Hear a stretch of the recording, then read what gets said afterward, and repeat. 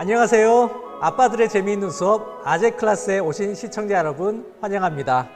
시즌2 6번째 시간인데요. 진행자 오창재 인사드립니다. 아재 클래스는 행복한 가정을 위해 시청자 여러분들이 궁금해하시는 내용을 함께 공부하는 프로그램입니다. 아버지학교 TV를 통해 매월 여러분과 만나고 있습니다. 자녀와 대화하는 거 좀 어렵지 않으신가요? 아이가 엄마 아빠랑은 말이 안 통해 더 이상 얘기 안 해 하고 방문을 꽝 하고 걸어 잠근 적이 없으셨나요? 정말 난감하고 속상하시죠? 저 녀석이 과연 내 자식이 맞나 이런 생각까지 드실지 모르겠습니다. 고대 법전에서도 요즘 아이들이 영 버릇이 없어 이런 얘기가 나오는 걸 보면 예나 지금이나 자녀들과 대화를 하고 케미를 맞추고 하는 것들이 참 만만치 않은 그런 오랜된 숙제인 것 같습니다. 오늘 이제 그 숙제를 아재 클래스에서 풀어주실 강사님을 모셨습니다. 최은영 교수님은 서울대학교에서 상담학 석사와 박사, 그리고 아세아연합신학대학원에서 신학 석사 학위를 받으셨습니다. 한국청소년상담복지센터 선임상담원과 칼빈대학교 교수를 역임하시고 2003년부터 횃불 트리니티 신학대학원 대학교에서 기독교 상담학과 교수로 후학들을 가르치고 계십니다. 저사가 참 많으신데요. 10대 자녀를 둔 부모님을 위한 성장, 그리고 다양한 상담 이야기를 담은 기독교 상담학, 그리고 다수의 상담 전문 서적들을 집필하셨습니다. 자녀와 대화하는데 우리가 꼭 알아두어야 할 것이 무엇인지 이 시간 귀담아 들어보겠습니다. 최은영 교수님을 앞으로 모시겠습니다.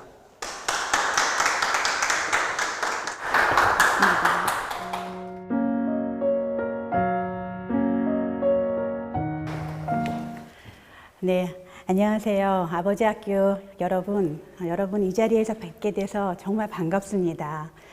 제가 아버지학교 참 좋아합니다. 모르셨죠? 제가 처음 인사드리지만 온누리교회에서 아버지학교가 시작이 될 때 그 큰 감동을 제가 받았어요. 왜냐하면은 여러분들은 순수히 자원봉사를 기반으로 움직이시는 분들이고 또 얼마나 바쁘시겠어요? 여러분들 자녀들, 아내분들 먹고 살게 해주시느라고 너무나 진짜 위험한 곳, 정말 가기 싫은 직장 매일 꾸역꾸역 다니시지만 그걸 통해서 가족들을 이렇게 부양해 주시고 그러면서 하나님의 일의 뜻을 같이 하고 다른 아버지들이 정말 하나님의 뜻 안으로 돌아올 수 있도록 여러 가지 모양으로 봉사를 해주시는 걸 보면서 진짜 제가 큰 감동을 받고 있습니다. 근데 오늘 이렇게 그 스태프들의 교육에 저를 초대해 주셔서 정말 대단히 감사하고 영광스럽게 생각하고 있습니다.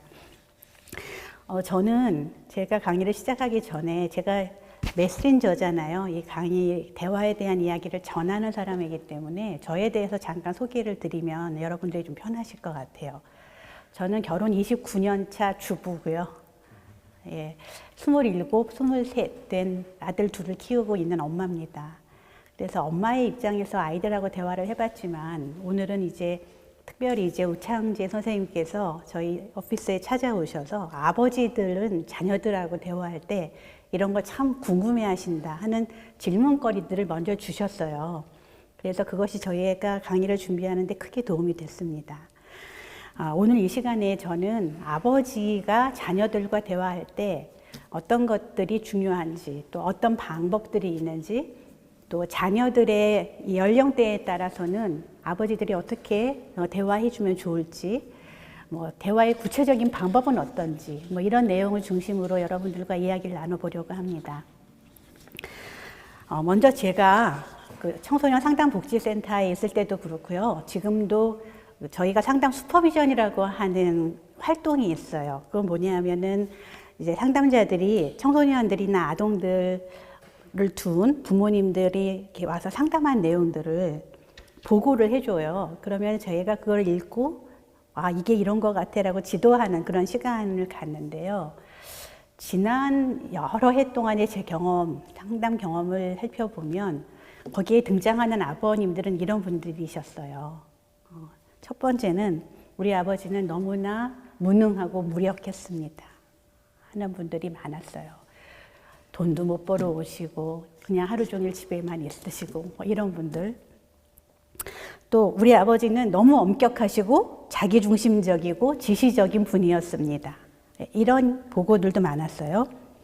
그 다음에는 일상적으로는 거의 대화를 하지 않았습니다. 그냥 투명 인간처럼 아침에 나가셨다 저녁에 들어오시고 저하고는 거의 대화를 안 나누셨습니다. 이런 분들. 제일 많이 등장하는 아버님은 술 많이 드시고 때리시고 외도를 하셨습니다. 이런 아버님들이 또 많이 등장을 하시죠. 그 다음 돈을 벌어다 주는 것으로 아버지의 역할을 다 했다고 느끼는 분이었습니다. 이런 아버지들도 등장합니다.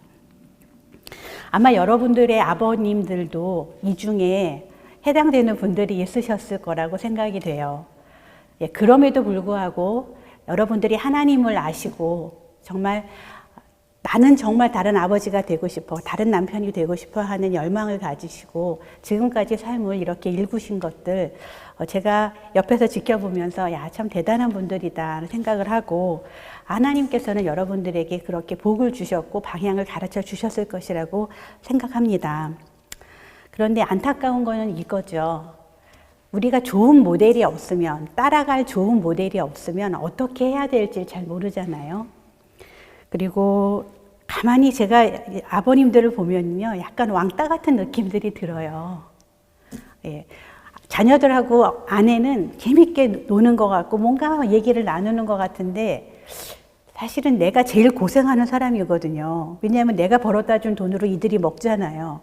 그런데 나는 늘 여기 왕따 같고 소속을 못하는 것 같고 이럴 때는 아버님들이 참 외롭기도 하시고 화도 나고 때로는 그러실 것 같습니다. 그럼에도 불구하고요, 아버님이 자녀들하고 하는 대화는 매우 중요해요. 왜냐하면 아버지하고 어머니하고 두 대상을 놓고 자녀들이 대화를 나눌 때 기대하는 것들이 다르거든요. 여러분들의 그 아동기, 청소년 시절을 한번 돌아가서 돌이켜 보세요. 아버지들하고 여러분의 아버님과 어떤 이야기를 나누고 싶었던 것 같으세요? 여러분 마음에 그래, 내가 그때로 돌아가면 아버지랑 이런 얘기를 나누고 싶어 하는 그런 내용들을 여러분의 자녀들도 여러분하고 나누고 싶을 거예요. 그런데 이게 어머니하고의 대화와 달리 아버지하고 하고 싶은 이야기들은 이런 게 있어요. 첫째는요, 자녀들은 아버지와의 대화를 통해서 삶의 표대와 기준을 세우고 싶어 합니다. 삶의 기준과 표대를 아버님과의 대화를 통해서 찾고 싶어 해요. 아버지, 세상은 어떻게 사는 게 좋은 거죠? 아버지, 세상 사는 게 이렇게 힘들어 보이는데 저는 어떻게 이 세상을 살아갈 수 있겠을까요?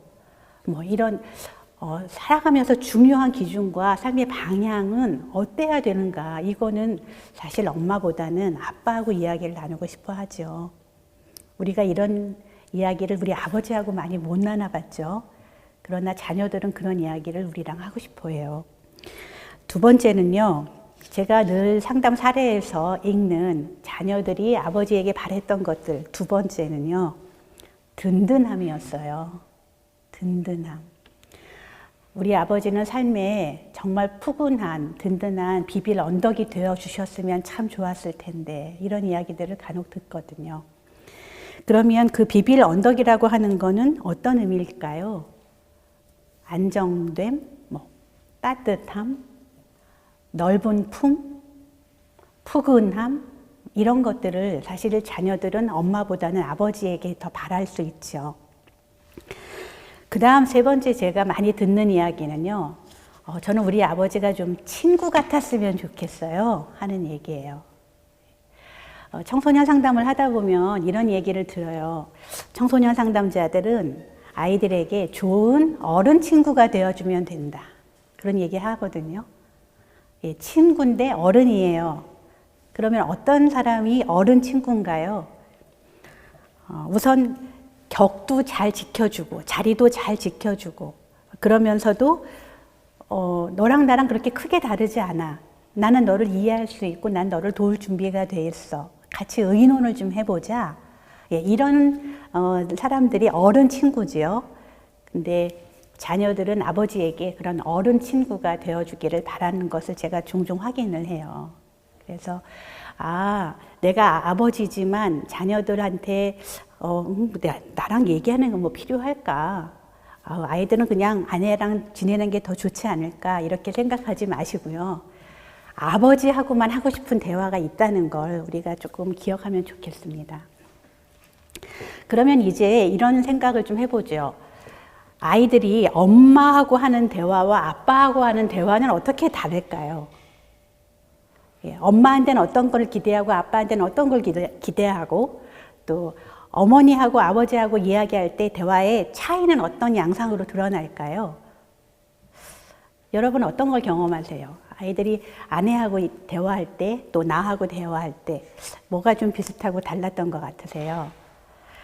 우선 그 차이에 대해서 제가 조금 설명을 드려보면 첫 번째는요. 일단 양적으로 보면 엄마하고 말을 많이 하겠어요? 아빠하고 말을 많이 하겠어요? 네, 당연히 엄마하고 말을 많이 해요. 여기서 우리가 속상할 필요가 없어요. 왜냐하면 엄마는 아이들하고 많은 시간을 보내요, 우선 양적으로.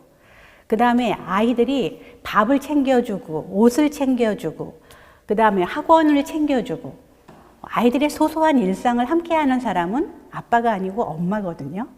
그러니까 이런 일상적인 대화들은 사실 양적으로 보면 엄마하고 더 많이 하는 것이 자연스러운 거예요. 그래서 양적으로 보면 아빠보다는 엄마랑 더 얘기를 많이 할 것이다. 그런데 여기서 이제 그 대화의 과정을 한번 살펴보죠. 여러분들이 아마 이전에 상담이 아니라 이 대화 교육을 통해서 남자의 대화와 여자의 대화가 어떻게 다른지는 공부하셨죠. 예, 복습 시간이에요. 복습. 왜냐하면 아버지이기 때문에 당연히 남자죠. 그러면 내가 남성스러운 대화를 자녀들하고 할 수밖에 없는 거예요. 자, 그렇다면 먼저 엄마는 아이들하고 어떻게 대화를 할까요? 엄마들은. 일단은 매우 감정적으로 대화를 하십니다. 예, 감정의 소통이 잘 되는 게 이제 남자보다는 여자죠. 그 다음에 그 과정에 대해서 엄마들은 하나하나를 챙기면서 이야기를 해요. 여자분들에게는, 아내에게는요, 사실은 결론은 별로 중요하지 않아요. 문제가 해결되는 건 별로 중요하지 않아요. 무엇가 중요하냐면 거기까지 이르는 과정이 중요하거든요. 그래서 그 과정을 같이 가면서 이 남자가 아니면 이 자녀들이 나를 사랑한다라는 걸 느끼면 되는 거예요. 근데 남자들은 어때요? 남자들의 대화는요. 남자들은요, 이해가 안 되면 답답해요. 여러분 그러시죠? 예, 좋은 말인데 논리적으로 납득이 안 되잖아요. 그러면 너무 답답한 거예요. 아이들하고 얘기할 때도 그래, 아이들이 막 열변을 토하는데 1, 2, 3, 4 따지고 분석하니까 말이 안 되잖아요. 그러면 나는 이 얘기를 받아들일 수가 없는 거죠. 아빠들의 대화는 굉장히 논리적이고 분석적이에요. 그 다음 여러분 아시는 것처럼 아버지들의 대화는 남성이기 때문에 해결 중심적이죠. 자녀들은요, 아빠하고 시간을 보내면서 내 마음을 나누기를 바라는데 아빠들은 어떻게 하죠? 내 자녀가 이런 걱정이 있다고? 어떻게 풀어주면 되지? 그리고 해법을 막 찾으신다고요. 근데 여러분 그거 아세요? 상담자들이 상담을 할 때 공감을 가장 못할 때가 언제냐면 내담자 이야기를 들으면서 자기 생각을 할 때예요. 예, 내담자가 난 이게 마음이 이렇게 아파요 이 얘기를 하고 있는데 이건 이론적으로 어떤 현상일까? 야, 이건 그 다음에 내가 학교에서 뭘 하면 된다고 배웠을까? 예, 자기 생각에 빠져 있으면 공감이 자리를 놓쳐요. 그렇기 때문에 참 불리하시죠. 아버님들이 자녀들의 마음을 알아주면서 대화하기가. 남자들은 해법을 찾는다고요. 해결을 어떻게 해주면 좋을까? 여러분 그것도 사랑이죠. 저는 그렇게 생각해요. 그게 아버지들의 사랑이다. 제가 아이들이 둘 다 이제 군대를 다녀왔지 않습니까? 그래서 이제 둘 다 논산 훈련소를 보내면, 여러분 나중에 훈련소를 보내면 인터넷 편지라는 걸 쓰셔야 해요. 매일 썼어요, 저희 부부는. 근데 이 참 재밌었어요. 큰아이가 논산에 들어갔는데 매일 이제 인터넷 편지를 올리면 제목이 보여요. 쓴 사람들의. 저의 제목은 이거예요. 오늘 하루 힘들었지. 오늘의 주제는 이 땡땡, 제 아이 이름, 이 땡땡 다이어리. 제가 아이 일기장을 읽은 거예요. 아이를 보내놓고. 그런 그 감회를 제가 이렇게 써가지고 보냈는데요. 제 남편의 제목 한번 상상해 보세요. 맞춰 보세요. 뭐라고 썼을까요? 제 남편 저보다 더 열심히 썼어요. 한 통도 안 보낸 날이 없어요. 매일 썼어요. 내 제목. 4월 29일, 4월 30일, 5월 1일, 5월 2일. 제 남편의 편지 제목이에요. 그리고 남편은 뭐 오늘 날씨가 어땠다. 뭐 거기 생활은 어떠니? 뭐 이런 확인하는 질문들.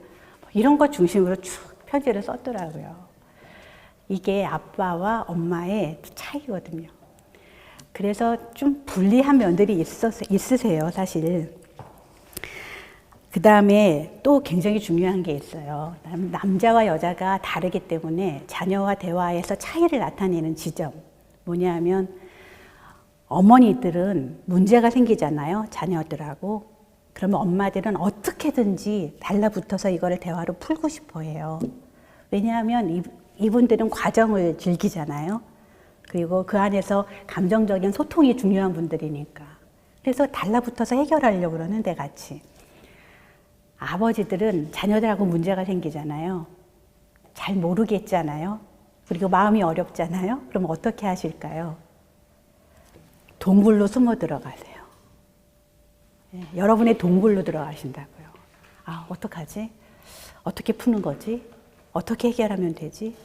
답을 찾으실 때까지는 안 나오시거든요. 그게 남성들의 패턴이더라고요. 그러면 생각해 보세요. 여러분은 여러분의 동굴 안에 들어가서 자녀를 사랑하는 마음으로 여러 가지 궁리를 하실 거라고요. 어떻게 도와줄까? 뭐가 좋은 방법일까? 얘는 왜 이렇게 됐을까? 그러나 동굴 속에 있는 그 시간 동안 여러분은 자녀들하고 대화를 안 하시는 거예요. 표면적으로 보면. 그렇죠. 그 시간 동안에 대화가 안 일어나요. 그렇기 때문에 아빠들의 특성에 대해서 먼저 아는 게 중요하죠. 자녀들하고 대화해서. 첫째는 어떻다고요? 우리는 굉장히 이성적이고 분석적이고 논리적으로 접근을 하는데 내가 그렇구나라는 걸 알고 아버지는 좀 이렇다라고 아이들한테 얘기를 해주면서 내가 너의 마음을 어떻게 그럼 이해해 주길 바라니?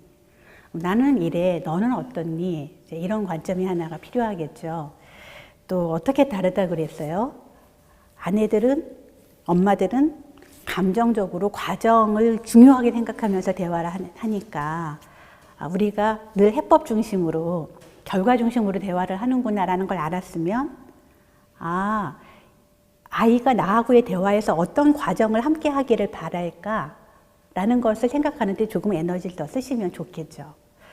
그리고 마지막으로 이제 엄마 아빠 대화의 차이에서 엄마들은 문제가 생기면 달라붙어서 이걸 같이 얘기를 하지만 아빠인 우리는 동굴로 숨어 들어가는 경향이 있구나. 그만큼 대화는 안 일어나겠구나 하는 걸 우리가 안다면 내가 지금 고민 중이다라든가 내가 지금 답을 찾고 있으니까 좀 기다려 달라든가 그렇죠?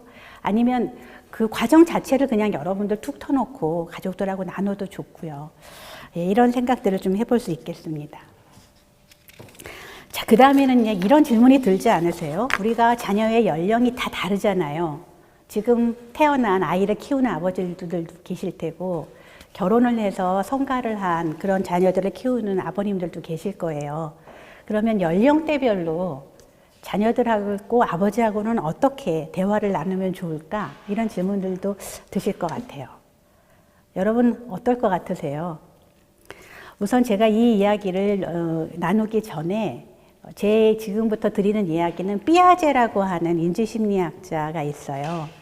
삐아제는 어떻게 아이들의 이 지능이 발달하는가, 머리가 발달하는가, 여기에 관심을 가지고 아이들의 사고 발달에 대한 연구를 한 분이에요. 그래서 그 대화는 결국은 말이 통해야 되는 거기 때문에 아이들의 이 지능 발달, 머리 발달하고 따로 갈 수가 없다고 생각해서 지금 드리는 이야기들은 그 피아제의 인지 발달 이론에 이제 근거를 하고 있습니다. 그러면 영아기 때를 피아제는 뭐라고 얘기하냐면 감각 운동기라 그래요. 감각 운동기. 예, 지능이 어떻게 개발이 되는가? 느끼고 움직이면서 머리 안에 그 뉴런들이 서로 연결이 되는 거거든요. 그러면 여러분 이 시기에 아이들에게 아빠는 어떻게 인지가 될까요? 태어난 아이들에게. 처음엔 존재감 없어요. 예, 아빠들은 존재감 없어요. 아이들이 삼자를 인식하면서 삼자 관계로 들어올 때를 우리는 만 3세 정도로 봐요. 예, 그러면은 만 2세까지 아이들을 키우는 아버지들은 내가 아버지인데 뭘 하고 싶잖아요, 나도. 그때 해주실 수 있는 좋은 대화법이 있어요. 그건 뭘까요? 감각과 운동을 통해서 하는 대화니까 노는 거예요.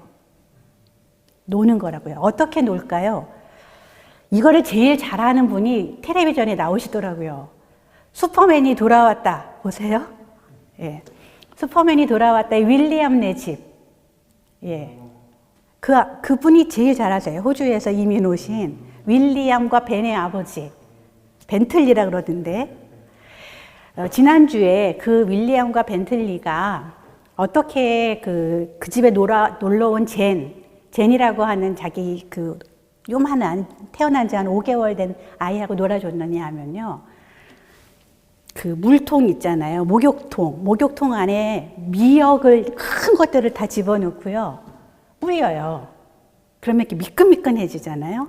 그러면은 거기에 아이를 넣어요. 그러면 이게 자기가 한 번도 경험해 보지 못한 촉감이죠. 처음에는 막 아이가 울어요. 그러나 점점 그 촉감이 익숙해지면서 아, 세상에는 이런 감각도 있구나. 그 목욕놀이가 끝나니까 그 다음에 한 건 뭐냐면은 바닥에요. 요플레 있잖아요. 요구르트를 쫙 깔아요. 그리고 거기서 막 발버둥 치면서 놀게 해요. 처음에는 무서워서 못 들어가거든요. 그러나 그 미끈미끈한 이 느낌에 조금 익숙해지면 아이가 좋아해요. 뭔지 아실 것 같죠, 조금. 네, 아이들이 움직이고 느끼는 것들을 최대한 같이 하실 수 있는 놀이를 생각해 주시면 그게 가장 좋은 대화예요.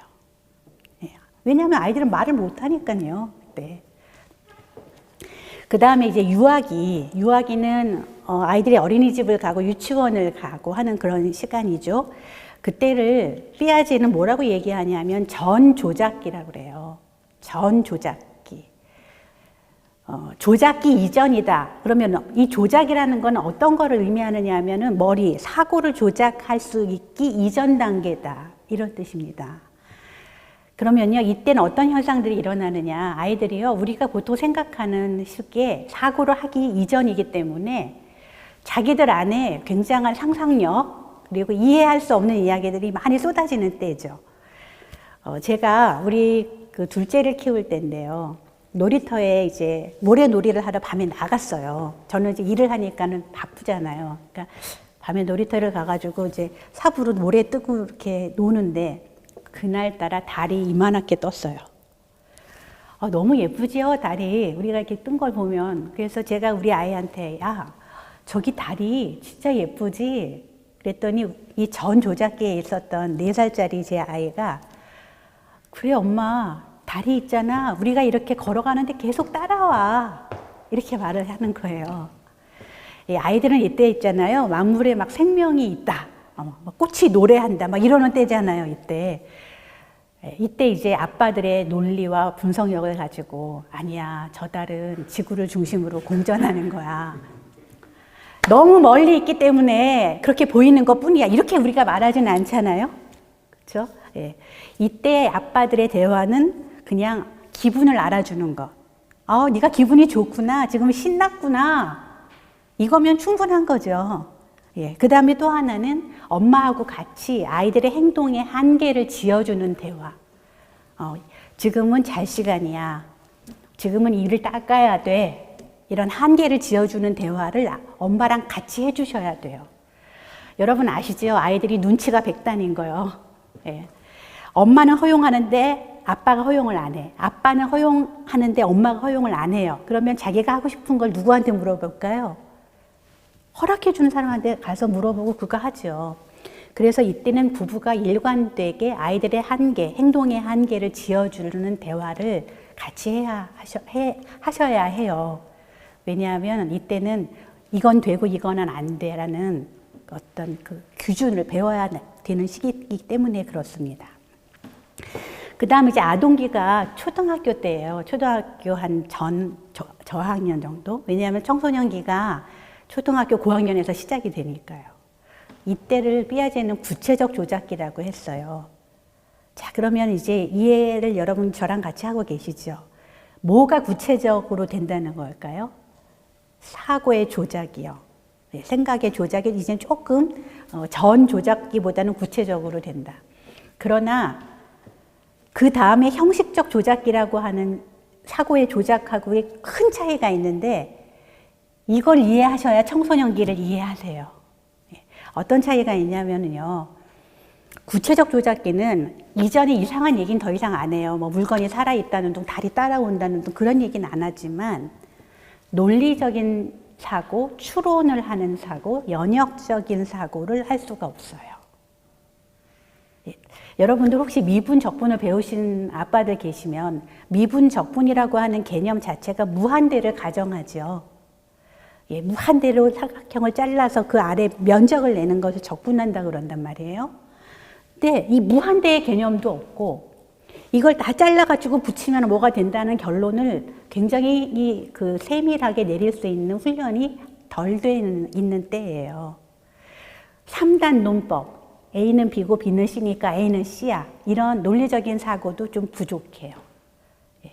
이게 이제 구체적 조작기인데 여러분 그 구체적 조작기에는 여러분들이 어떻게 대화를 해주시면 좋냐면 아이들이 지금 논리가 완전히 개발된 건 아니니까 아이들이 한 얘기를 그냥 한 번 더 따라 해주시면 좋아요. 네가 그런 생각을 하는구나. 너는 이런 마음이 들겠구나. 너의 결론은 이거구나. 여기에서 여러분들이 좋은 질문 한 가지를 더 해주시면 되죠. 그런데 이렇게 생각해 보면 어떠니? 너는 왜 그렇게 생각을 하니? 이런 과정이 아이들의 논리나 이 추론을 개발시켜주는 그런 효과가 있을 수 있어요. 자, 이제 우리 청소년기, 우리가 다 무서워하는 때예요. 제가 청소년들을 만나면서 왜 이 청소년기가 이렇게 어려울까 고민을 했습니다, 개인적으로. 자녀들 입장에서 보면은요, 형식적 조작기로 들어갔기 때문에 그래요. 형식적 조작기가 되면 어떤 일들이 일어난다고 그랬죠? 논리, 연역, 3단 논법, 이런 것들이 다 이제 완성이 돼 있어요. 그러면 논리가 발달한 상태로 다시 말하면 판단이 정확한 상태로 부모님 관계를 보고 우리 가정을 봅니다. 그러면 아이들은 우리들이 내리는 비슷한 정도의 결론에 도달할 수 있어요. 그래서 아이들이 가만히 보니까 엄마 아빠는 부부가 아니야. 자기들이 갖고 있는 이제 논리를 가지고 생각해 보니까 엄마 아빠는 부부라고 하기엔 너무 멀어. 아니면 우리 아버지는 아버지도 아니야. 왜냐하면 비교 분석을 하고 결론을 내릴 수 있으니까 이 집 아버지도 보고 저 집 아버지도 보는데 우리 집 아버지는 아버지라고 하기에는 조금 어려운 점이 많아. 뭐 이런 결론들을 아이들이 낼 때가 청소년기예요. 그러니까 당연히 어떻게 했어요? 불만이 계속 올라오겠죠. 그 다음에 두 번째 이유는 청소년기가 되면 현실 인식이 정확하게 돼요. 우리 집의 경제적 수준이 이렇구나. 우리 아버지는 지금 이런 자리에 계시고 우리 엄마는 이런 분이구나. 이런 현실 인식이 되면서 아버님들, 우리가 현실을 정확하게 인식할 때 우리한테 같이 따라오는 것들이 있죠. 포기해야 되는 게 많아져요. 내가 현실을 정확하게 볼 때 내가 꿈꿔왔던 것, 내가 바라던 것, 이런 것들을 다 접게 된단 말이에요. 이걸 우리는 욕구가 좌절된다고 얘기를 하는데, 이 욕구가 접히고 좌절이 되면 그만큼이 화로 나타나는 거예요. 예, 저희가 분노는 욕구 좌절의 표현이다, 이렇게 말하거든요. 그러니까 여러분 청소년기 아이들이 왜 이렇게 화가 나게 되는지를 이해하실 수 있을 것 같아요. 그 다음에 이제 장년기는 형식적 조작기의 연속이니까 같이 이해를 하시면 되겠어요. 그러면 저희가 이제 발달 단계를 이렇게 알아봤는데, 연령대별로 그럼 우리 아버지들은 자녀에게 어떤 존재인가? 그리고 연령대의 발달 단계를 고려하면 우리는 어떻게 대화를 하면 좋을까? 그 이야기를 좀 간단히 나눠볼게요. 아까 영아기 자녀를 두신 아버지들은 대화가 뭐라고 말씀드렸죠? 기억하세요? 네, 노는 거다. 예, 기분 좋게 놀아주면 돼요. 그런데 이제 전 조작기, 아이들이 유아기에 접어들면 그때 아버지는 아이들에게 존재감이 서서히 드러나기 시작하는데, 이 존재감이 어떤 정도냐? 아버지는 슈퍼맨이에요. 아버지는 하나님이에요. 아버지는 뭣도 할 수 있는 분이에요. 아이들은 요만하죠? 예. 아빠 이거 좀 따주세요. 저기 좀 올려주세요. 아빠들은 번쩍번쩍 들어서 올려주고 못하는 거 다 해줘요. 아이들의 눈으로 보면 아빠는 슈퍼맨이란 말이에요. 그러니까 그때는 그냥 아이들 기분 맞춰주면서 아빠는 너랑 같이 있어, 이것만 해주셔도 충분해요. 그런데 이제 아동기가 되면 서서히 아버지를 현실맨으로 보기 시작해요. 조금씩. 아버지도 슈퍼맨이 아니라 인간인갑다. 예. 제가 이걸 한번 뼈저리게 느낀 적이 있는데, 우리 큰아이가 태권도를 배우러 다녔어요. 근데 태권도장에서 부모님들을 다 초청해가지고 어느 날 발표 대회 이런 걸 했어요. 근데 이제 태권도 원장 선생님이 참 그 판매 전략이 좋으세요. 영업 전략이 좋으셔서 부모님들을 다 모셔놓고 발표 주제가 뭐냐면, 내가 제일 존경하는 어른은, 이게 주제였어요. 그래가지고 이제 삥 돌아가면서 초등학교 1학년 아이들이 다 모였어요. 한 명씩 얘기를 하는데 누가 제일 많이 나올까요?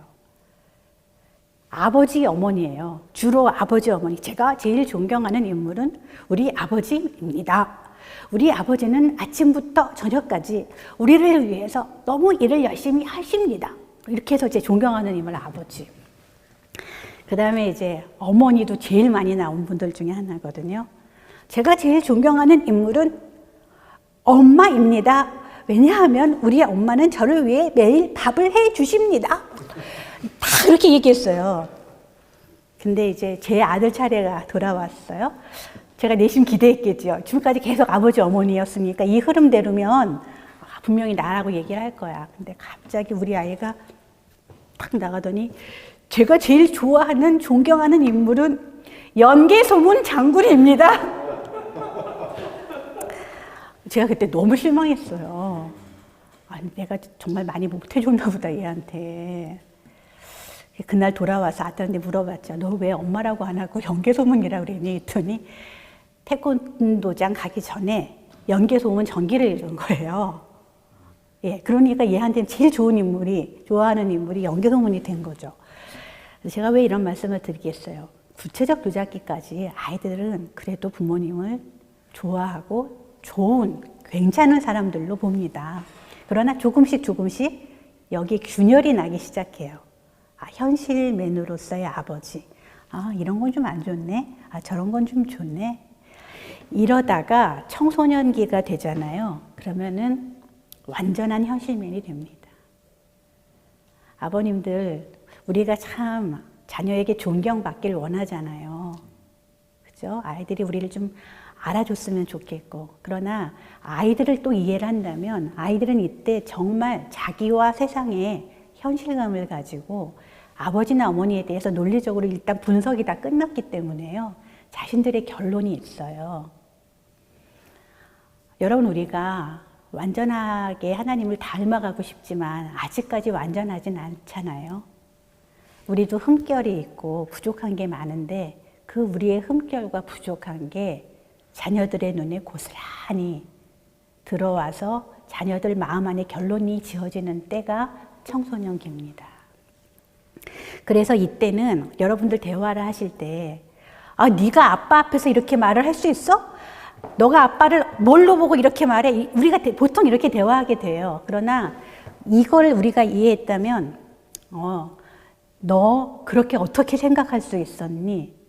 너 참 생각하는 방식이 이제 굉장히 성숙했구나. 아이들을 한번 알아줄 필요가 있죠. 야, 넌 전에 그렇게 생각 못했는데 이제 넌 그렇게 생각할 수 있게 됐구나. 네, 자녀의 논리와 주장을 인정해 주는 겁니다. 두 번째는요, 자녀들이 굉장히 현실적인 눈으로 아버지에 대해서 뭐가 이렇게 불만입니다 얘기하면 그냥 접으셔야 됩니다. 청소년기 자녀 앞에서는 그냥 접으셔야 됩니다. 여러분의 부족함, 여러분의 흠결, 화가 나고 자존심 상하고 내가 여태까지 노력한 게 너무 억울하셔도 그럴 수 있어. 너는 나를 그렇게 볼 수 있어. 너에게 아빠가 그렇게 비춰줬다니 참 미안하구나. 제가 상담에서 아이들을 많이 만나는데요. 그들이 부모님한테 듣고 싶어하는 가장 간절한 말 한마디는 진정 있는 사과였어요. 진정성 있는 사과. 부모들이 진정성 있게 사과를 안 해주니까 아이들이 이게 마음에 맺혀가지고요. 어떻게 할 줄을 모르더라고요. 그래서 여러분 이 시기에는 여러분의 잘못과 흠결을 인정해 주시고 또 하나는 아이들도 지금 좌절이 크다고 말씀드렸죠. 청소년기에. 그러니까 아이들이 경험한 그 좌절도 찾아주시고 위로해 주시고 지지해 주시고 격려해 주시고 이게 가장 필요한 때가 사실은 청소년기라고 생각이 됐어요. 그 다음 이제 장년기, 청년기 이후에 장년을 둔 아버님들은 사실은 입장이 많이 바뀌게 돼요. 내가 이제 아이들을 도와주다가 아이들의 도움을 받는 자리가 되거든요. 그러면 감사를 좀 전해주면 좋겠어요. 너희가 나한테 이렇게 안부를 물어주니, 용돈을 주니, 그죠? 나를 좀 이렇게 챙겨주니 내가 참 고맙다. 참 힘이 되고 든든하다. 우리 자존심 때문에 이런 말 하지 못하는 거 좀 내려놓고요. 고맙구나. 참 든든하구나. 더 나아가서 저는 이 시기에 자녀들하고 어떤 대화가 필요하다고 생각하냐 하면요. 나이가 들수록 사실 몸은 쇠약해지지만 지혜는 계속 늘어나잖아요. 저희가 인생을 오래 살기 때문에. 우리가 쌓은 지혜들을 자녀들하고 나눌 수 있는 기회가 많으면 좋겠어요. 아버지가 인생을 살다 보니까 아버지가 제일 잘못한 건 이건 것 같고 아빠가 인생에서 정말 잘한 건 이거 같아. 그러니까 너는 세상을 이렇게 살았으면 좋겠어. 저는요, 아버님이 목회를 하셨어요. 목회를 오래 하시고 이제 은퇴를 하셨는데 아버님이 저를 너무 늦은 나이에 낳으셨기 때문에 아버님이 그 68세에 한 2년 먼저 조기 은퇴를 하셨는데도 불구하고 그때 제 나이가 20대 초반이었어요. 굉장히 나이 차이가 많이 났죠. 그래서 제가 이제 은퇴하시고 돌아온 아버지께 아버지는 참 좋으시겠어요. 이제 일을 다 접으셔서 시원하시겠어요. 그랬더니 저희 아버지가 저한테 이렇게 말씀하셨어요. 아빠는 이제 높은 산을 땀을 흘리면서 다 올랐어. 그리고 이제 지금 땀을 닦고 있는데 너는 아니야. 그러시더라고요. 너는 아직 20대 중반이잖아. 너는 땀을 흘리면서 산 중턱에서 산을 계속 올라가야 될 거야. 그런데 그 산을 오르는 게 쉽지가 않았어. 너도 언젠가는 그 산을 잘 오르고 기분 좋게 땀을 닦을 수 있으면 좋겠구나. 저희 아버지가 제가 20대 중반에 전해주신 말씀이에요. 저는 아버지하고 많은 대화를 오랫동안 나누지 못했는데요. 이런 몇몇 가지 아버지하고 나눴던 대화가 지금까지도 머리에 남고 그게 힘이 돼서 오늘을 살게 만들어 주더라고요. 그래서 여러분 장년이 되는 아이들한테 뭐를 가르칠까, 뭔 대화가 필요할까 생각하지 마시고 여러분들이 살아왔던 삶의 지혜, 잘하고 잘못했던 것, 하나님하고의 관계들 이런 것들을 나눠주시면 도움이 많이 될 것 같습니다. 자, 그러면 이제 그 좀 구체적인 얘기를 더 해볼게요. 그래, 아버지하고의 대화가 중요하다는 것도 알았고, 엄마하고의 대화랑 다르다는 것도 알았고, 연령별대로 또 다르다는 것도 알았어요. 그러면 도대체 어떻게 대화를 하면 좋냐고요? 하는 질문이 드실 거예요. 그래서 이제 구체적으로 어떻게 대화하는가를 같이 좀 살펴볼게요. 그런데 여러분, 왜 우리가 어떤 그 관념들, 이런 개념들을 이해할 때요, 이것이 대화이다라는 것을 알려면 이건 대화가 아니다라는 걸 먼저 생각해 보면 도움이 될 때가 있죠. 예.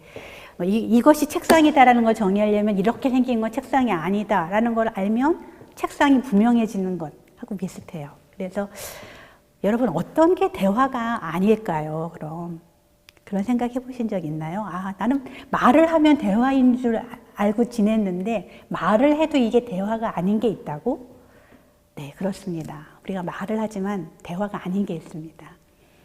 그거를요, 가족 상담하는 분들이 몇 가지로 이렇게 나눠서 설명을 해놨는데, 지금 이 말씀드리는 4가지가 부정이 되면 대화가 안 됩니다. 그분들은 이거를 아예 역기능적 대화, 이렇게 이름을 붙였습니다. 자, 뭐가 대화가 아닐까요? 첫째는 말하는 사람을 대화에서 완전히 부정해버리는 거예요. 말하는 사람을 화자라 그러죠. 화자가 부정되는 대화는 대화가 아닙니다. 아, 이게 무슨 말일까요? 자, 제가 예를 들어 볼게요. 여러분의 아들이 여러분께 왔어요. 아빠, 저랑 얘기 좀 해요.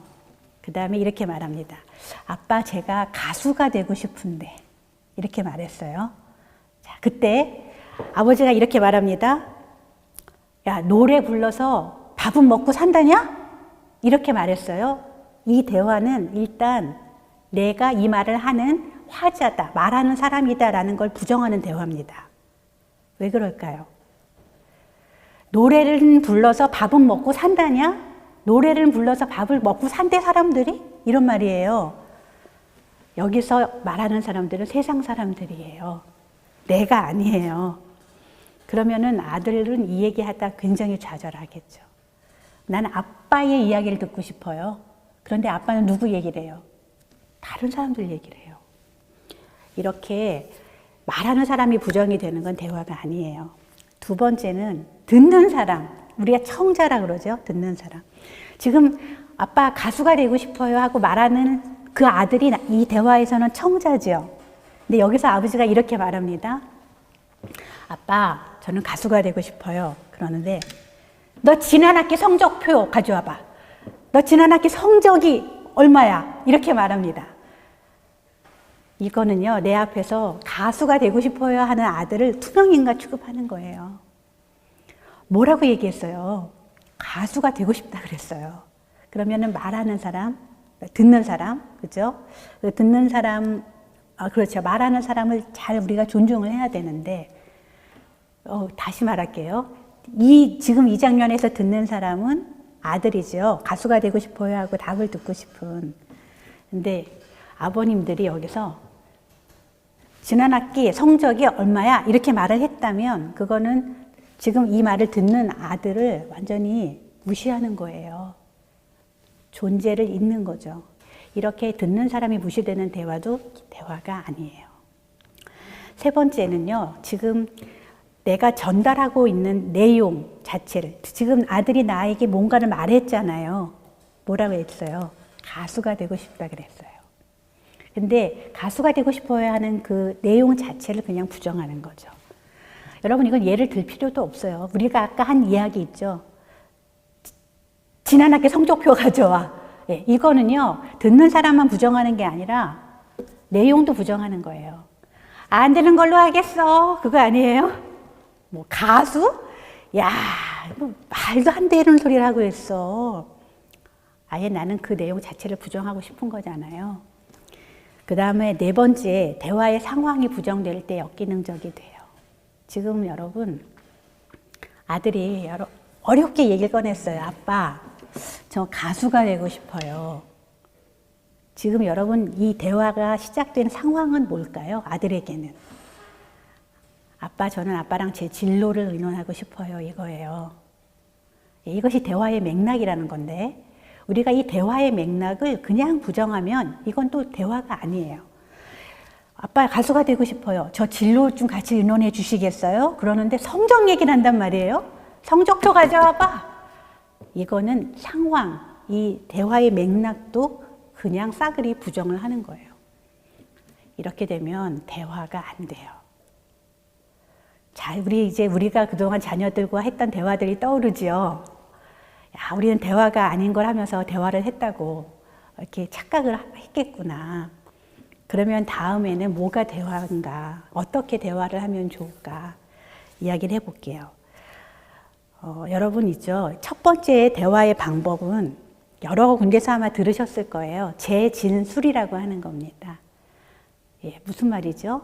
들은 얘기를 그대로 다시 해주는 거예요. 내가 자녀에게 들은 얘기를 그냥 그대로 다시 해주는 거. 여러분들 들어봤죠? 뭐 구나구나 하는 거. 그렇구나. 근데 그렇구나보다 훨씬 더 구체적이어야 돼요. 들은 내용을 그대로 다시 해줘야 돼요. 자, 한번 연습해 볼까요? 여러분의 아들이 아빠, 저 가수가 되고 싶어요. 말했습니다. 재진술. 어떡하죠? 가수가 되고 싶다고 말했는데 정말로 가수가 되고 싶니? 아유, 좋습니다. 가수가 되고 싶다고 말했는데 정말 가수가 되고 싶니? 감사합니다. 그런데 지금 그 말씀 하실 때 가슴이 어떠셨어요? 약간 떨렸어요. 어떻게 떨리던가요? 어색하면서. 아, 어색하죠. 우선 안 하던 걸 하려면 어색해요. 네, 맞습니다. 자, 그 다음에 가수가 되고 싶구나 이 말이 나올 때까지 아버지들은 정신줄을 잘 잡으셔야 돼요. 예, 이거 잘 잡고 있어야 돼요. 왜냐하면 나에게 자극이 들어왔죠. 아들을 통해. 아버지, 저 가수가 되고 싶어요. 이게 여러분에게도 엄청난 자극이거든요. 아들이 가수가 되고 싶단다. 그러면 여러분 안에 뭐가 막 올라오죠? 야, 큰일 났다. 야, 올 게 왔구나. 야, 이걸 어떻게 피해가지? 야, 이걸 뭐라고 말해야 되지? 여러분 안에 뭐가 막 올라오죠. 제가 제정신이 아니구나. 뭐 여러 가지 생각들이 드시잖아요. 그래서 정신줄을 잘 잡으셔야 된다고 말씀드리는 거고요. 대화법 1단계 재진술이 테크닉적으로는 가장 쉽고요. 뭐가 어려워요? 들은 얘기 다시 해주는 건데 테크닉적으로는 가장 쉬워요. 그러나 마음적으로는 가장 어렵습니다. 내 마음적, 심적으로는 가장 어려운 단계가 1단계예요. 그래서 여러분들 공감하거든요. 이 얘기 재진술 할 때까지 얼마나 여러분들이 마음에 떨림만이 아니라 뭐 사람마다 다를 거 아니에요. 분노, 억울함, 내가 너를 어떻게 키웠는데 이제 가수를 하겠다고? 뭐 많은 감정들이 올라오시더라도 일단은 다 눌러놓고 재진술, 가수가 되고 싶구나. 1단계에 성공하시면 2단계, 3단계의 성공 확률은 매우 높아집니다. 예, 그러나 1단계에 실패하시잖아요? 그럼 2단계, 3단계는 절대 성공할 수 없습니다. 1단계 재진술. 그 다음 가수가 되고 싶구나.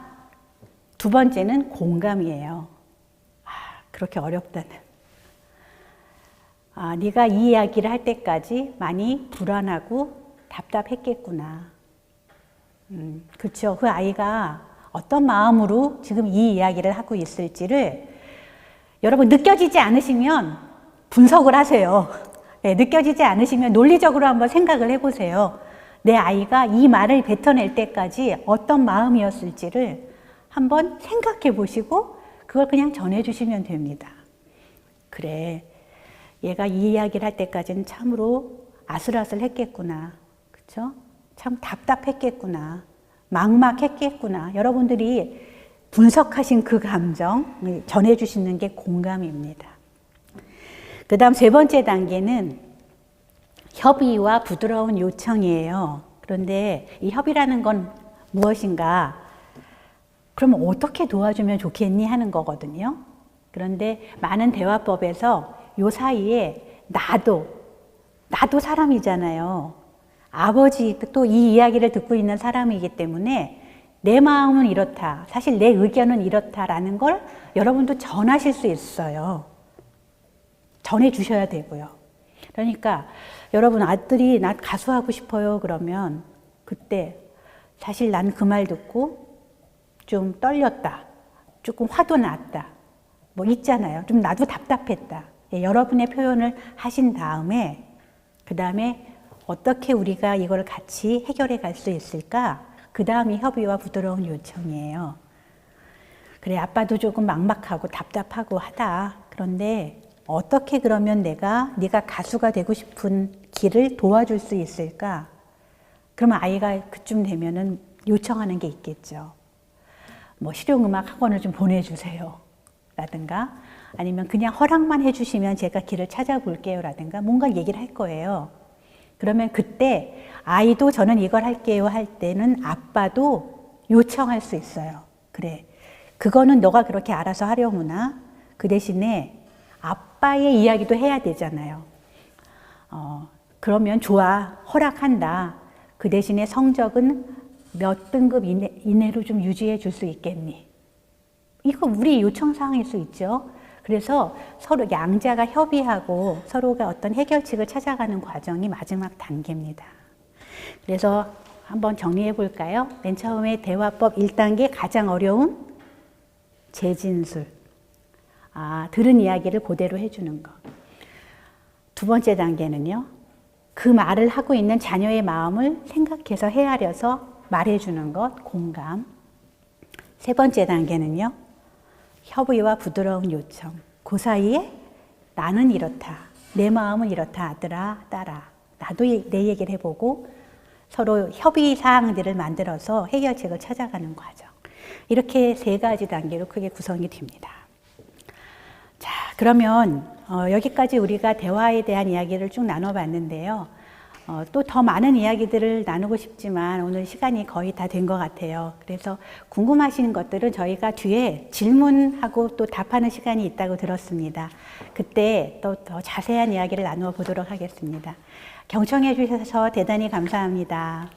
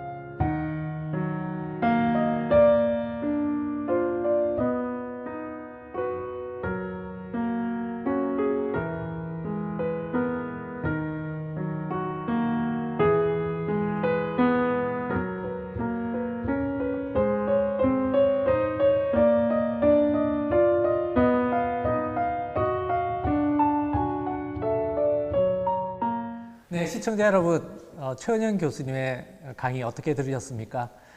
저는 얘기를 듣고 있자니 아이들이 태어나서 또 지금까지 쭉 자라오면서 제가 했던 대화들 이런 것들이 생각이 그냥 파노라마처럼 쭉 펼쳐지는데 이게 내가 이렇게 잘못한 대화가 무척이나 많았네 하는 생각 때문에 마음이 뜨끔하고 또 진짜 속에서 불이 붙는 것 같은 그런 느낌을 받았거든요. 여러분도 여러 가지 느낌들과 또 하시고 싶은 말씀들이 많으실 텐데요. 네, 몇 가지 질문을 교수님께 이 시간 드리도록 하겠습니다. 교수님, 정말 어떻게 대화를 풀어갈런지 많은 사실들을 알려주셔서 정말 마음속에서 깨닫는 게 참 많은데요. 그럼에도 불구하고 한 달 동안 전혀 대화를 하지 않다가 어느 날 갑자기 내가 자녀와 정말 깊이 있는 대화를 해봐야 되겠다. 이런 식으로 대화를 해서는 안 될 것 같거든요. 아무리 우리가 대화법을 배우고 한다 하더라도.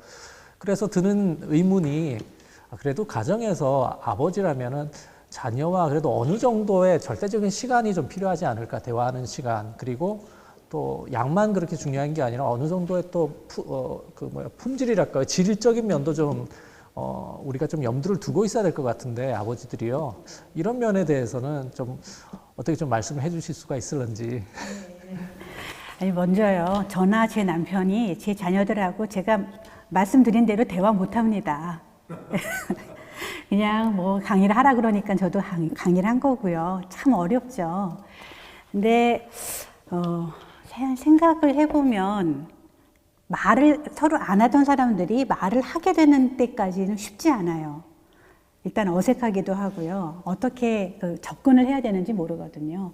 그래서 첫 번째 같이 나누고 싶은 얘기는 그냥 같이 있는 시간을 먼저 좀 늘리자 하는 거예요.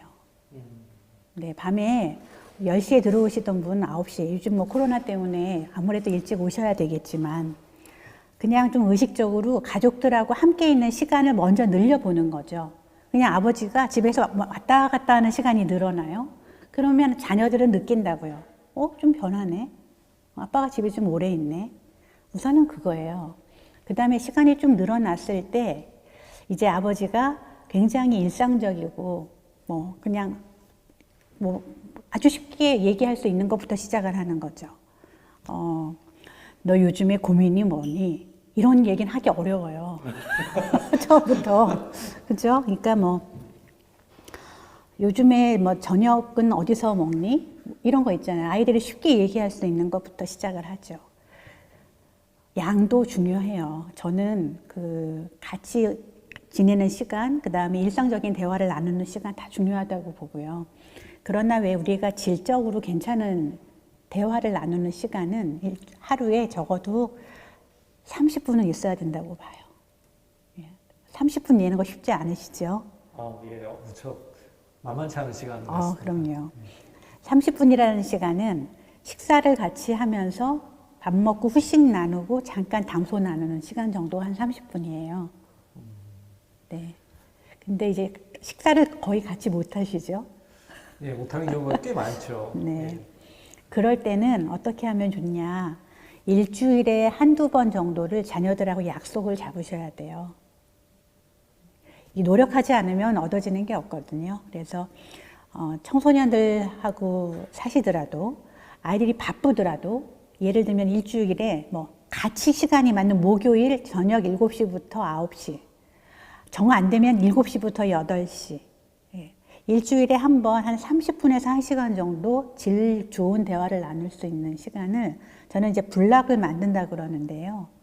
일주일에 어느 한 시간을 이렇게 블락을 만들어서 가족 모두가, 제가 이런 표현해서 어떨지 모르겠지만 목숨 걸고 지키셔야 돼요. 사수한다 그러죠. 네, 이게 해서 되면 되고 안 되면 안 되고 이거가 이렇게 되면은 안 하던 거를 되게 만들 수가 없거든요. 그래서 모두가 거기에 이제 아버님들이 설득을 하셔야죠. 내가 왜 이런 결정을 하게 됐는가? 우리는 이런 이유 때문에 가족 시간을 일주일에 어느 요일 몇 시부터 몇 시까지 가지려고 하는데, 이제 그것도 아버지가 권위로 찍어 누르면서 다 모여! 이렇게 전달이 되면 안 되겠죠. 충분히 동기를 설명하시고 왜 이걸 하려고 하는지, 뭐를 원하시는 건지, 그리고 협조를 구하셔야 돼요. 시간 내줄 수 있겠니? 너도 시간 내줄 수 있겠니? 여보는 어떻지? 이렇게 해서 합의가 되는 블락이 잡혀진 시간이 필요하죠. 그 다음에요, 대화는 이제 조금 다른 방법들이 있는데, 일단은요, 아버지들이 이렇게 대화하세요. 자녀가 말하고 싶은 걸 물어보지 않고요, 본인이 하고 싶은 얘기를 하는 게 대화라고 생각하세요. 그렇죠? 야, 말 좀 하자. 그건 뭐예요? 나 너한테 할 말 있어. 자녀들은 그 말 듣고 싶지 않으면 대화하고 싶겠어요? 예, 그래서 대화가 좀 원활하게 되는 첫 번째 단계는 사실은 자녀가 말하고 싶은 내용을 물으셔야 돼요. 자녀가 말하고 싶은 내용. 그러면 아이들이 뭘 말하고 싶을까? 그걸 여러분 아셔야 되는데, 어떤 걸 말하고 싶을까요? 아이들은. 자기가 하는 게임, 내가 좋아하는 아이돌, 내가 요즘에 선생님이 미운 거, 이런 거 하고 싶어 하거든요. 말하고 싶어 하거든요. 근데 교회를 다니는 아버지들은 그 얘기를 물어보기가 그렇죠? 안 물어보고 싶죠? 별로? 물어보고 싶어도 아는 게 없어서 또 못 물어보는 경우도 있고요. 또 엉뚱한 걸 물어보는 수도 있는 것 같아요. 그렇죠. 예. 아이들이, 그러니까 관심이죠. 결국은 아이들이 요즘에 뭐를 하고 있고 어떻게 살아가고 있고 어떤 얘기를 하고 싶어 하는지를 우리가 먼저 스터디가 필요해요. 예, 아이들은 이걸 물어보면 말을 많이 하겠구나. 여러분 입장 바꿔서 여러분이 언제 얘기를 많이 하게 되시던가요? 상대하고 얘기할 때. 내가 아는 걸 좋아하는데. 내가 알고 있는 거 물어볼 때예요. 그렇죠. 제가 본인이 좋아하는 거. 네, 내가 좋아하는 거. 그런 거잖아요. 저는 사실은 우리 남편 엔지니어인데요. 연력학, 제1의 법칙 이런 거 안 궁금해요. 안물, 안굼이라 그러죠. 안굼. 예? 그런데 제가 남편하고 얘기를 좀 오래 하려면 남편이 궁금해하는, 그런데 뭐, 수소전지라는 건 뭐야? 그런 거 만드는 사람이니까. 수소전지는 뭐야? 그러면 1시간 동안 얘기해요. 1시간 동안. 똑같아요. 자녀들이 말하고 싶어 하는 게 뭘까를 역으로 생각하셔서 물어보는 거. 그 다음에, 단순한 내용은요, 아주 가벼운 내용은 그냥 차 타고 가면서, 여러분 차를 타고 드라이브를 하면은 시선을 서로 못 마주치죠. 그런 거는 좀 이렇게 말하기 조금 꺼려지면서 좀 가볍게 시작해야 하는 대화는 차에서 하시고요. 진지하게 하는 대화는 꼭 시선을 마주치시고 앉아서 하시는 게 좋죠. 뭐 그런 거. 그다음에 뭐 또 이런 게 있죠. 질 좋은 대화를 하는 방법은 상담에서 얘기하는 폐쇄 질문보다는 개방 질문을 많이 하라는 거거든요. 그러니까 닫힌 질문보다는 열린 질문을 많이 하라. 닫힌 질문은 이런 거예요. 예, 아니요, 단답형으로 나오는 답을 말하는 질문. 이런 거죠. 너 오늘 잘 지냈니? 예, 아니면 아니오죠. 그렇죠. 네. 네. 그냥 그러고 지나가요. 아니면 이거죠. 너 오늘 저녁 뭐 먹었니? 삼겹살이요. 그럼 끝나는 거예요, 거기서. 이거를 이제 열린 질문으로 바꾸시려면 이런 거죠. 오늘 잘 지냈니? 대신에 오늘 뭐 기분 좋은 일이 있었으면 조금 들려줄래? 이런 거가 열린 질문이에요. 아니면 오늘 힘든 일이 있었으면 아빠가 또 조금 듣고 싶구나? 열린 질문이에요. 네, 그래서 오늘 잘 지냈니? 보다는 어떻게 하면 얘가 말을 많이 할 수 있는 열린 질문을 할까? 뭐 저녁 뭐 먹었니가 아니라 오늘 저녁 식사하면서 주로 어떤 생각을 했니? 대화를 나누면서 너희는 마음이 어땠니? 뭐 이렇게 좀 얘기할 수 있는 질문으로 바꾸면 좀 질 좋은 대화가 되죠. 맞습니다. 근데 저도 이제 제 딸한테 그 이제 열린 질문할 생각은 못 하고 오늘 잘 지냈니?라고 물을 때 그냥 딸이 응이라고 하거든요. 네. 근데 사실 제가 기대한 건 응 다음에 그래서 내가 오늘 이렇게 지냈어라고 얘기를 바랬는데 맞아요. 거기서 딱 끊기면 마음이 그냥 굉장히 소원해지는 거예요. 그때부터. 맞아요. 그 다음부터 또 어떻게 질문해야 될지 잊어버리는 거예요. 맞아요. 열린 질문을 못 하니까 네. 마음 속에는 그런 어떤 질문이 있음에도 불구하고 네. 그 열린 질문이 안 되니까 대화가 거기서 끊어져 버리고 마음은 또 마음대로 서운한 걸 느끼고. 그 다음엔 또 서운해지시는군요. 예, 그렇죠. 얘가 그냥 거기서 응 하고 끊어져 버리니까 맞아요. 나하고 얘기하기 싫은 건가 뭐 이런 느낌도 들거든요. 이제 알겠습니다. 네. 열린 대화. 있겠네요. 네. 네, 다음 질문 할까요? 네, 좋습니다. 네, 다음 질문 제가 교수님께 드리겠습니다. 뭐 대화를 할 때 당연히 부모가 자녀를 이해하고 포용하려는 그런 노력을 해야 될 텐데요. 그래도 자녀도 마찬가지로 부모의 마음을 좀 이해하려는 그런 노력을 해줘야 될 것 같은 생각이 들거든요. 근데 이제 부모가 그런, 제가 좀 내 마음을 이해해줘야 되겠는데, 이해해줬으면 좋겠다는 마음을 너무 강요하듯이 표현하지는 않고, 않으면서도 부모가 자신의 감정과 삶을 자녀에게 좀 이해를 시키는 그런 좀 대화를 하고 싶다면, 그럼 어떻게 해야 될지 모르겠습니다. 네, 이거 참 어렵죠. 그러니까 아버지들은 자녀들하고 친해지고 싶잖아요. 근데 여러분 친근감이라고 하는 건요.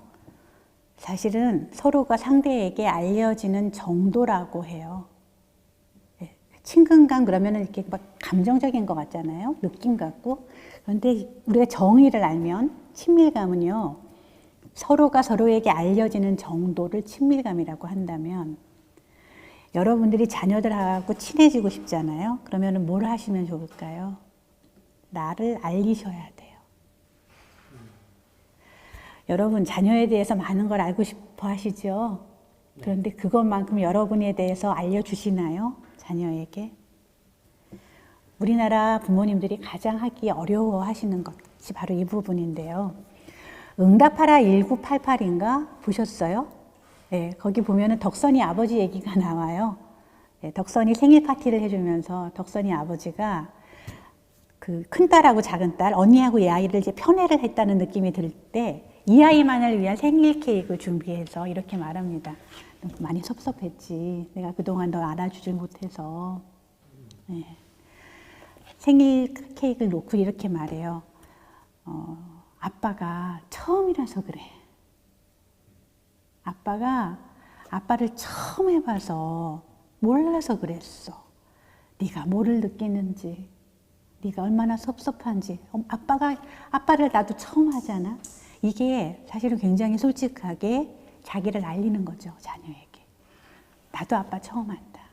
그런데 이것보다 더 많이 우리가 알릴 수 있는 건요, 여러분의 어머니, 아버지에 대한 이야기를 해주는 거예요. 나는 이런 아버지 밑에서 자랐어. 그래서 어린 시절에 이랬어. 나는 이런 엄마 밑에서 자라서 아빠는 늘 이랬다. 그래서 자녀들에게는 이런 걸 해주고 싶었고 아빠는 이런 게 늘 그리웠고.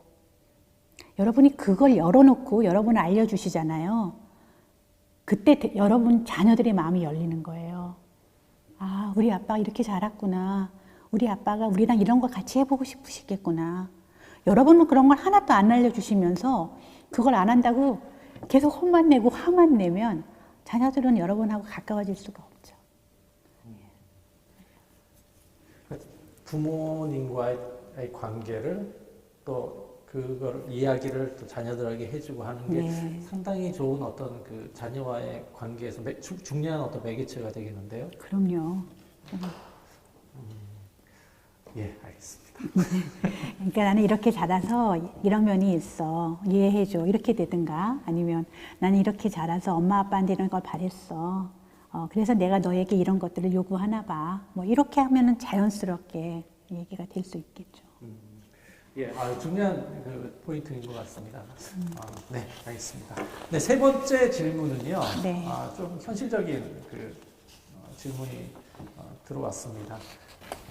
네, 제가 좀 읽어보겠습니다. 네, 큰딸이 재수를 해서 대학에 진학한 이후에 뭐 술자리가 이제 뭐 대학교 가면 좀 있잖아요. 네, 그래서 귀가 시간이 점점 늦어져서 지금 갈등의 상황에 있는 것 같은데요.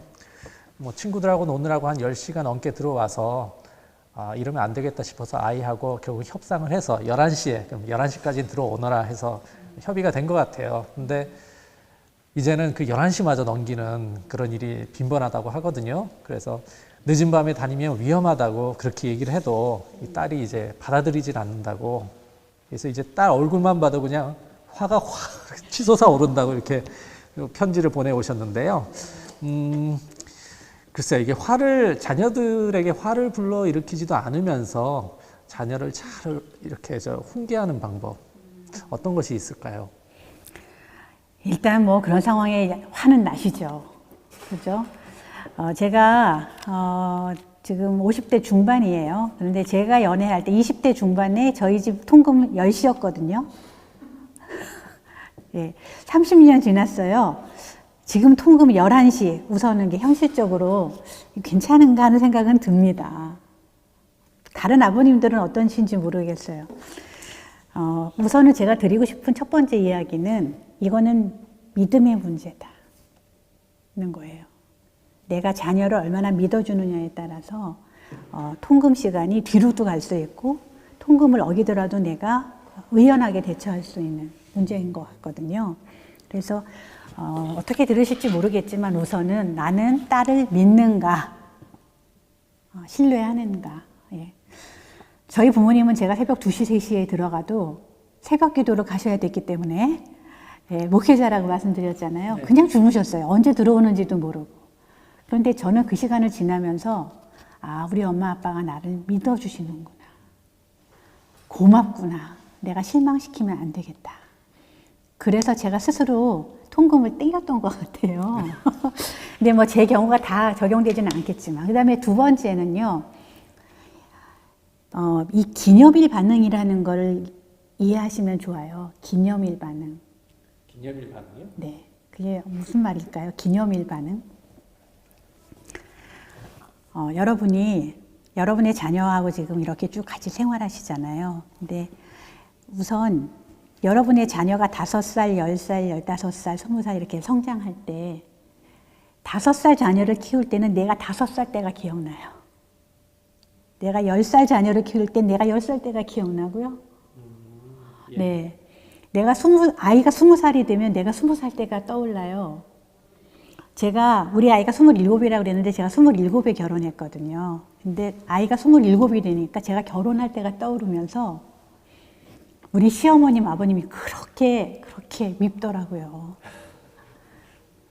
왜냐하면 저렇게 어린 아이한테 생활비를 다 벌어오라 그랬어.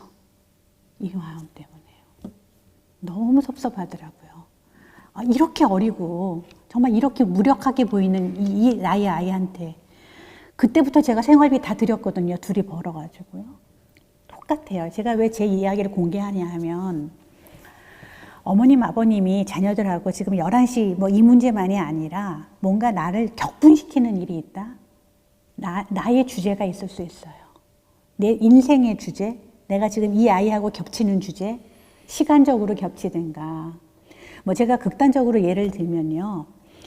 예를 들어서 아버지나 어머니가 늦은 시간에 다니다가 성폭행 가해자나 피해자를 했다고 생각해 보세요. 이거는요, 나를 정말 격분시킬 일이죠. 내가 그렇게 살아봤는데 너무 힘들었거든요. 그래서 정상에서 벗어난 반응들이 나올 수도 있다는 거예요. 이 경우가 그렇다는 게 아니라요. 예. 그래서 화가 이렇게 날 때는, 정도 이상의 화가 날 때는 지금 내 자녀와 내가 어떻게 겹치지? 문제가? 이런 거를 여러분들이 조금 더 숙고해 보실 필요가 있겠다는 말씀을 드리고 싶어요. 이런 문제들은 두 가지를 같이 살펴봐야 될 것 같은데, 이게 자녀를 정말로 내가 걱정해서 하는 자연스러운 반응인 것인지, 네. 아니면 내가 저 나이 때 내 자녀와 저 나이 때 나 자신이 뭔가 큰 어떤 사건이나 어떤 트라우마나 이런 것이 있어서 나오는 그런 비정상적인 어떤 반응일런지, 두 가지를 고려를 해서 되도록이면 이제 자녀와의 관계에서 순수하게 어떤 반응을 해야 될지를 생각을 하는 방향으로 가야 되겠네요, 그러면. 예, 맞습니다. 잘 이해하셨습니다. 예.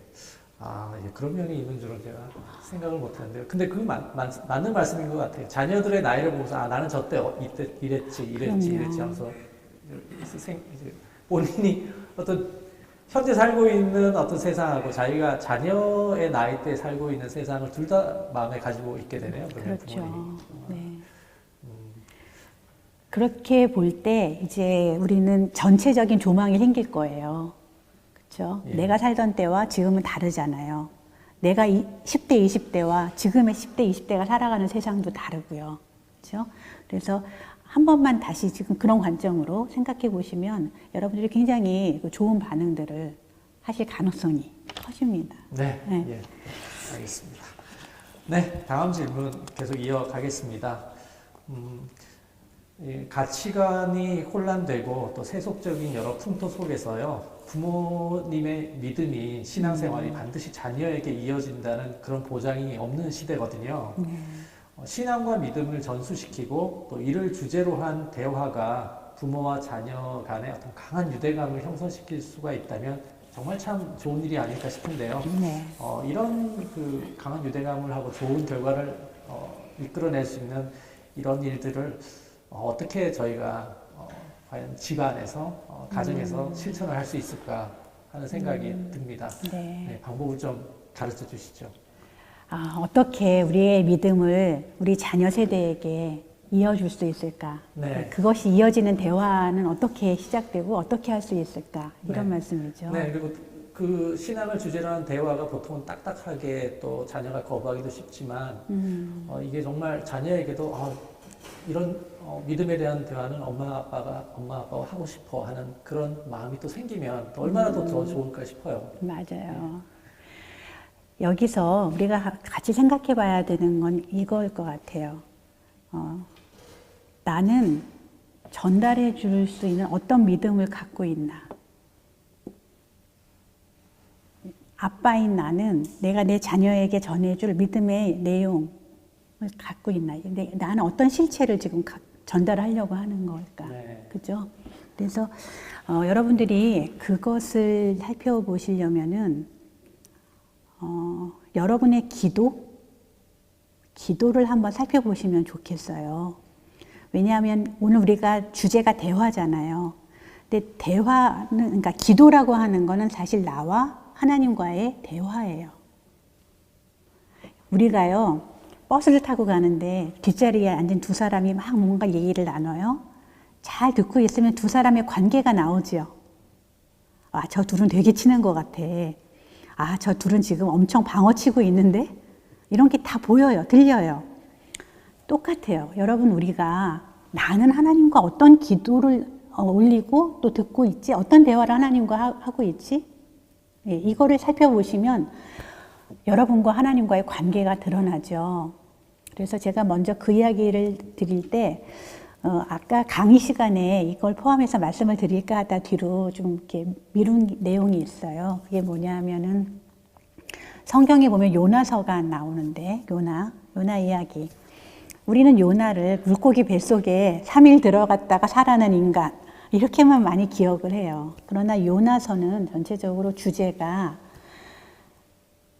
이방 민족 또 그 가축 하나까지도 아끼면서 정말 사랑을 멈추지 않으시는 그 하나님의 이방 민족을 향한 사랑이 주제예요. 그래서 요나서 마지막 절이 그렇게 끝나잖아요. 그 성 니느웨에 있는 좌우를 분별하지 못하는 사람이 12만여 명이요. 가축도 만나니 내가 그 성을 어찌 아끼지 않겠느냐. 근데 여러분, 이 결론이 나올 때까지 요나와 하나님과의 대화 한번 보셨나요? 요나서에? 말도 안 되는 대화들이 나오거든요. 첫 번째 대화는 이거예요. 하나님, 니느웨 다 회개했어요. 마음 좋으시겠습니다. 차라리 저를 죽이세요. 제가 그 꼴 보느니 죽는 게 낫습니다. 그러니까 하나님이 네가 성내는 게 맞냐? 첫 번째 대화죠. 두 번째 대화는 어떻게 진행되는지 아세요?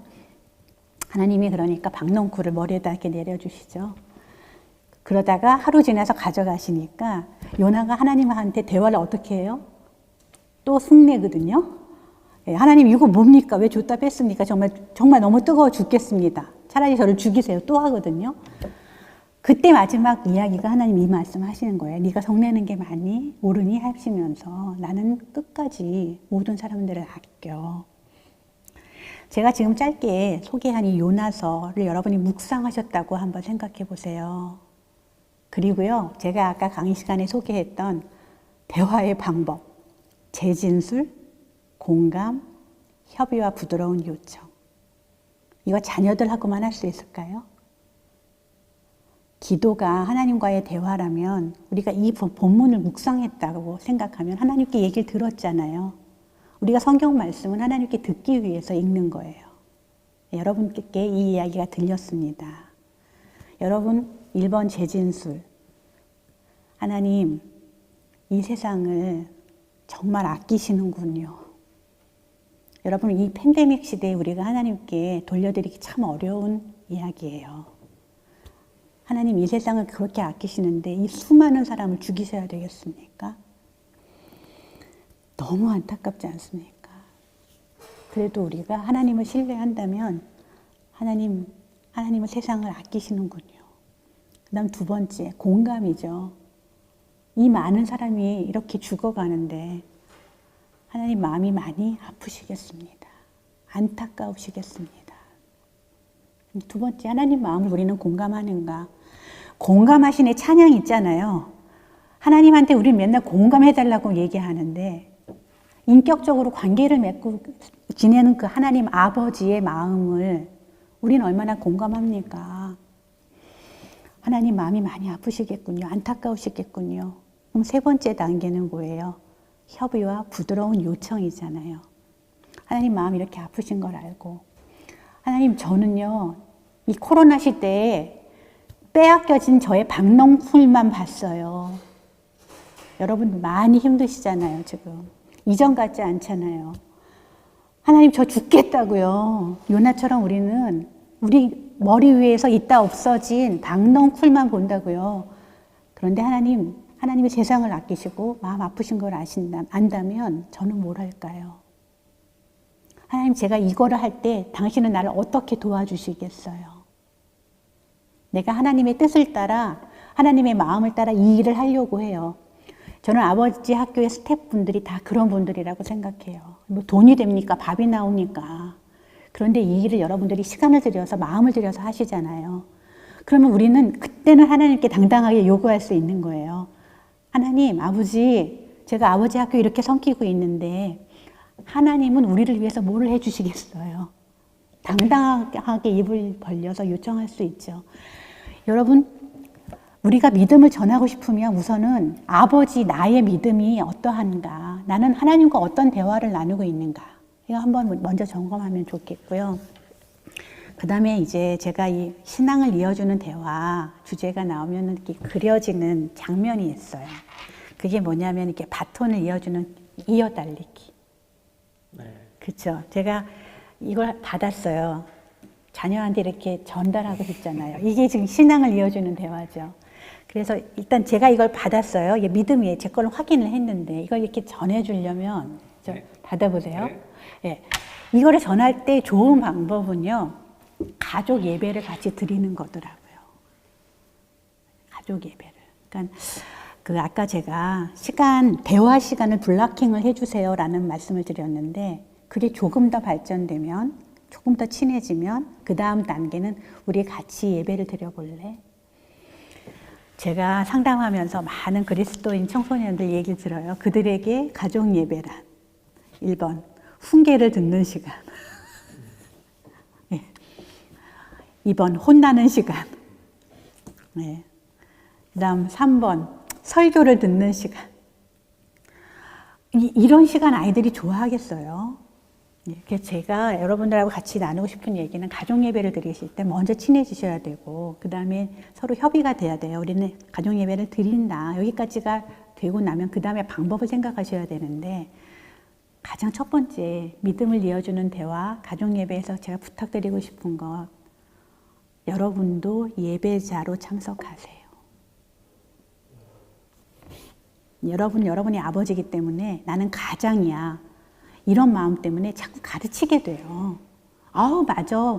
말씀을 서나 앉으나 가르치라고 했지. 그러니까 내가 말씀을 가르쳐야지. 아니에요. 예배예요. 예배는요, 그 누구도 예배자지 설교자가 아니거든요. 그래서 제가 저희 가족들이, 우리 큰아이가 그렇게 사고치고 돌아다닐 때 2년 동안 정말 한 번도 거르지 않고 2시간 동안 가족 예배를 드렸어요.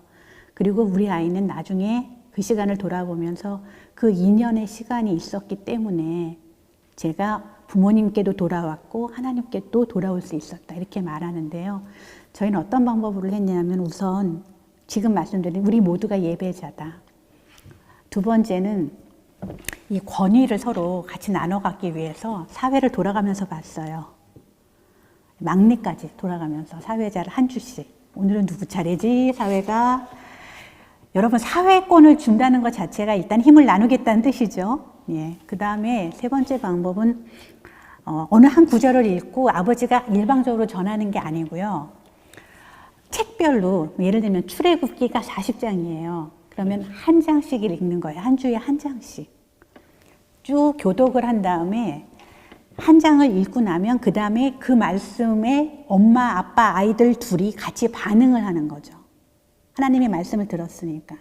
거기에는 방향을 좀 줬어요. 우선 회개할 것, 뉘우칠 것. 하나님 앞에서 그 말씀을 들을 때 내가 깨닫고 속죄하고 싶은 것. 그 다음에 감사한 것. 그 다음에 내가 이렇게 이제는 살겠습니다라고 하는 결의. 뭐 한 3가지 정도를 같이 나누자. 예외 없었어요. 엄마도 아빠도 아이들도. 그럴 때 비로소 아이들은 그 이야기를 들으면서 엄마 아빠와 하나님과의 관계를 경험할 수 있더라고요. 왜냐하면 그 당시에 이제 제가 그런 회개를 했거든요. 제가 학교 일이 너무 중요해서 가족을 소홀하고 관계가 저에게 이렇게 중요하다는 걸 잊고 살았던 것, 제가 하나님보다 저의 성취를 더 사랑했던 거 회개합니다. 아이들이 들으면 되게 속 시원하거든요. 그래, 엄마 우리 굉장히 무관심했지. 아시긴 아시네. 예? 그거를 하나님하고 이제 다루고 계시는군. 아이들한테 굉장히 좋은 경험이었어요. 아버지요? 제 남편이 사실은 목회자가 아닌데요. 거의 목회자급으로 사는 회사원이에요. 여러분들도 그러신 것 같아요. 근데 이런 얘기를 하더라고요. 어느 날 성경 말씀 한 구절 다 읽고 실은 아버지가 올해 4년째 승진을 못했어. 이런 말을 했어요. 근데 후회는 없어. 승진을 못했지만 내가 그동안 교회 일을 돌봤거든. 교회 1, 2, 3, 4 일을 하느라고 나는 거기 관심도 없었고 사실 시간도 쓸 수 없었어. 근데 내가 회사에서 승진하지 못하고 교회에 내 시간을 쓴 것에 대해서 후회가 없어. 나한테는 그게 가치 있는 일이었으니까. 이 이야기를 여러분 눈앞에서 성경 말씀을 읽고 아버지 입을 통해 들어보세요. 자녀가 무엇을 배우겠는가. 자녀들도 나도 저렇게 살아야지. 저게 믿음인가 보다.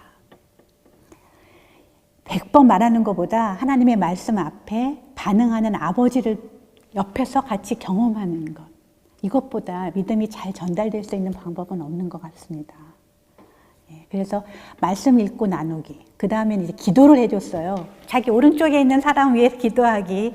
근데 오른쪽에 있는 사람 기도 제목을 알아야 하잖아요. 그러니까 그 시간은 일주일에 삶을 나누는 시간이 되더라고요. 그래서 내 오른쪽에 있는 사람 일주일 동안 감사했던 거, 힘들었던 거 하나씩만 나누자. 다 나와요. 일주일 동안 아이들이 어떻게 지냈는지가. 부모님의 삶도 나눠줘요. 그래서 나는 이번 주 힘들었고 뭐 하나님께 이런 걸 구하고 싶어. 다 한 다음에 오른쪽에 있는 사람 위해 기도해주고 마지막에 주기도문 하고 마쳤어요.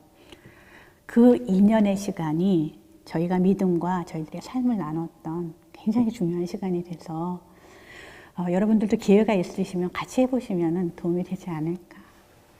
예. 생각합니다. 가정 예배가 정말 가족이 하나가 되고 대화를 할 수 있는 그런 장으로 그렇게 변한 것 같습니다. 네, 네. 너무 부럽습니다. 아니 근데 지금은 또 잠시 쉬고 있어서 뭐 그리고 또 하나 이게 부러워하실 건 또 없는 게 얘 성격 따라 저희 둘째는 굉장히 마음이 이렇게 말랑말랑한 친구예요. 음악을 해요.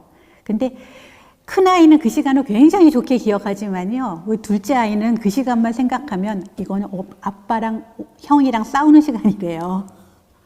너무 그때 무섭대요. 생각하면. 왜냐하면 아빠도 이 큰아이도 굉장히 논리적인 이 논박을 즐기는 사람들이에요.